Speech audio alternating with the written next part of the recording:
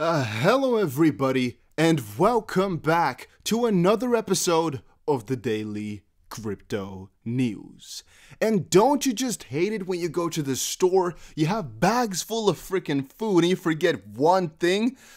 I just forgot garlic and I have to go all the way back to the store, so yeah, it's gonna be interesting. It's not that bad, but it's very freaking annoying. So yeah, my question of today is, what is your favorite altcoin? So if you exclude Bitcoin, then what is your favorite? Ethereum, XRP, Chainlink, Bitcoin Cash? Let me know in the comment section down below. And also check out the Growth Masters Academy. I just posted a new video on here, and this is my main job, alright? What I do, I explain it in this video. Check it out. First of all, CBDC revolution is coming in 3 years, says Bitcoin naysayer Nouriel Roubini. He is an award-winning economist and known skeptic of Bitcoin, and he is confident that CBDCs are the future of money. In his own words, they're going to be crowding our digital payment system, or in the private sector, starting with crypto that are really not currencies. Again, the quote, "So not only you don't need crypto, you don't even need to use Venmo, you don't even need a bank account, you don't even need the check. And the big revolution we're going to see in the next 3 years is going to be CBDC." So, all in all, this is actually a very interesting quote. Let's move on. It's maybe a partial store of value because, unlike thousands of other what I call shitcoins, it cannot be so easily debased because there is at least an algorithm that decides how much the supply of Bitcoin raises over time, because for most of those other ones, literally, it is done ad hoc and they're being debased faster than what the Fed is doing. It's again talking about these other things. The point, however, of the whole article and the point of me bringing this up is that even a world-renowned economist is saying that CBDCs are going to be coming up. Even though he is against crypto itself and Bitcoin and stuff like that, it is quite fun to see how, I guess, the XRP picture with XRP as the bridge asset with a CBDC realm would still work and still be quite fine. Because I believe the basic point is that you can do almost all with the CBDC. You don't need really a bank anymore. I guess you're going to need a kind of a CBDC-based bank account or something of the sort, an account to store that. I think the bank will still hold your CBDC, so I don't know. You most likely still need one if you're going to ask me. You don't even need the check. I think he's referring to checks, like the physical things, or maybe like, you know, that are akin to fiat money. No, you don't really need those, but yeah, you don't even need to use Venmo. Well, I don't know either. I mean, I don't know if he's thinking that we're going to be, you know, completely going over into CBDC, because if we are, that's a rather big change for 3 years, as there'll still be a lot of people who just cannot switch over, who are not used to it and things like that. But on the contrary, CBDC could work in the back end mostly, where you don't even notice it, but you're using it, right? That could be another thing. However, switching to a non-bank system with no checks, no cash, and no Venmo and PayPal and things like that, I think is rather quick. But maybe, all right, maybe he means that in 3 years from that point on forward, we're going to be going into the direction, which I would agree with, all right? The world is looking like we're going to a cryptocurrency, or at least a DLT standard, digital distributed ledger technology. And following most theories we cover on the channel, I do think XRP can still be the bridge when CBDCs are out there. Billionaire investors and industry heavyweights start endorsing Bitcoin. And this is rather interesting, right? Because I've on the channel been talking multiple times about how rich you gotta be to what, or how much you should save, or when you should sell and things like that. But another part of it is kind of important, which is the talk about who's getting in and why, right? Because we've definitely been seeing a lot of companies hop in, but what billionaires? Well, if we start to think about it, we just saw quite a lot of big influencers get in, but how many billionaires? Well, quite a lot, all right? Here's a question: how many Bitcoin billionaires are there? Many people's early adopters are now billionaires, or many Bitcoins, among the wealthiest people in the world, but Satoshi Nakamoto's wealth could eclipse them all. The meteoric growth of Bitcoin and the crypto industry as a whole has seen several early adopters attain billionaire status. And let's actually see if there's an actual list. Tyler and Cameron Winklevoss of the exchange, Brian Armstrong of Coinbase, CZ from Binance, Chris Larson from Ripple, and McCree Zun, I believe from the founder of Bitmain. I think there's 2 of them, right? who are in this list. And yeah, their wealth actually shovers quite a little bit. You also have Jihan Wu, who I believe is also a billionaire, but maybe he only has 600 million. And of course, Satoshi Nakamoto. And this is, by the way, just an estimate, all right? There are most likely more people having at least $1 billion in crypto. We have Jeb McCallum, for example, but I guess they just wanted the top 5 or actually 6 of people who have that.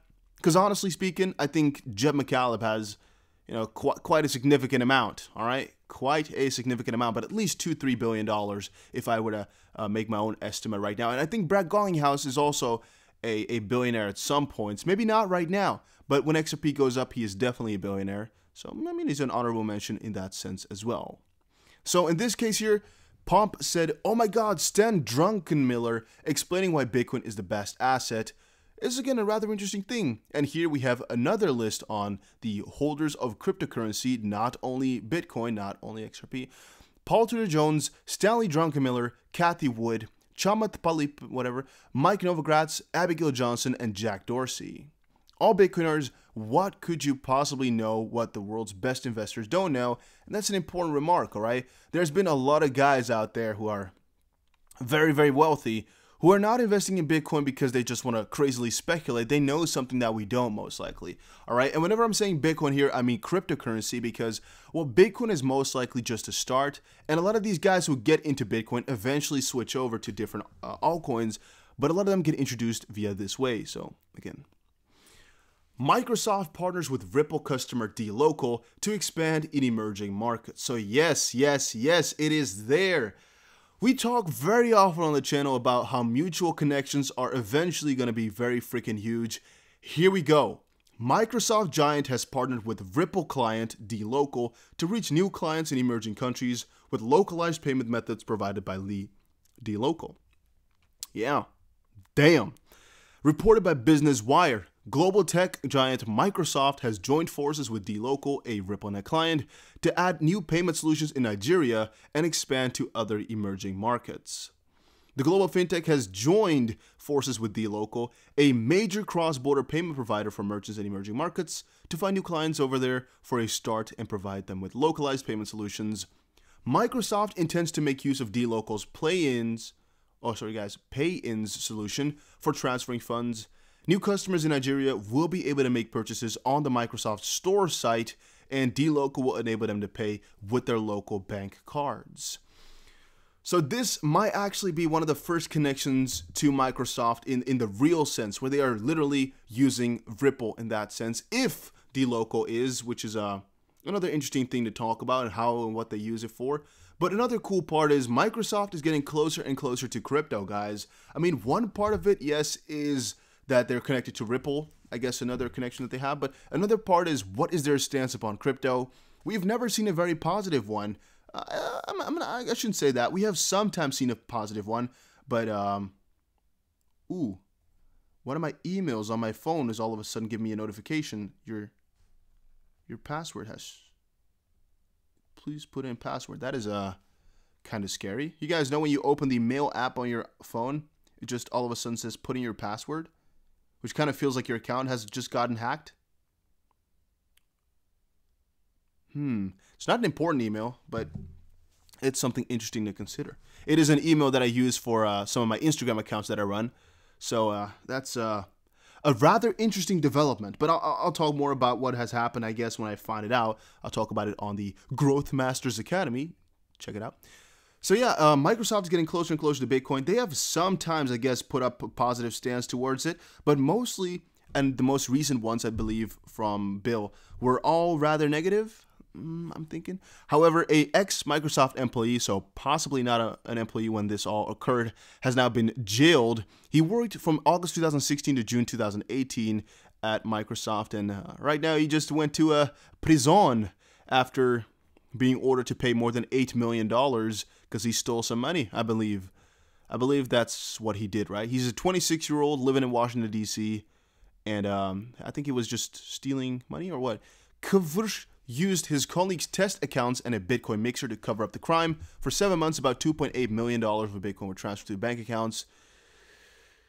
Damn. That's a lot of money. That's a lot of crazy stuff. The damage from his scheme exceeded $10 million.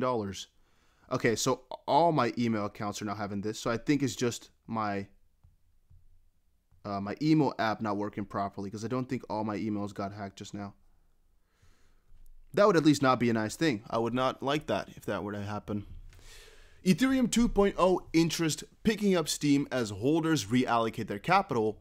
Elias Simon from Bison Trails believes that interest in Ethereum 2.0 is rising as existing Ethereum players are visibly reallocating their funds within the Ethereum ecosystem. Well, we just saw on a couple of different sources that Ethereum staking has gone up to like 50,000 Ethereum or something like that. It's just a lot that has been put in. And even though the start is December 1st, people are already getting heavily into this right now because they definitely want to make sure that they're into it. They definitely want to make sure. So there's a couple of different strategies picking up right there, but I believe a lot of people are going to go into Ethereum just before the launch. And then talking about Cardano. Cardano, banks are interested in holding ADA instead of Bitcoin. Frederick Gregard points out that a lot of banks are interested in holding Cardano. ADA has the same data protection features as Bitcoin, so financial institutions could easily hold ADA instead of Bitcoin, but real facts for this, there are not. It's just an interesting thing to consider and think about, as there are some pros to using ADA instead of Bitcoin, as it is a lot faster, more to stay and more of this time, so I get it. If this is really going to happen though, that's a different question, but that was it for today. I'm going to try to figure out what's happening to these emails, or whether or not it's just the iPhone sometimes doing that stuff, because I mean, I've had it happen before where your iPhone just, has that for a little second, right? Where it's like, oh, you need to put in your password again into the email. So, because, yeah, it's a little bit odd, but I'm going to check it out and I'll report back what happened, all right? I got some more stuff coming though. We got more articles, but this is a little bit more important, so I'm going to cut it short here. Guys, take care. Check the Growth Masters Academy out. Press the like button and subscribe if you enjoyed it.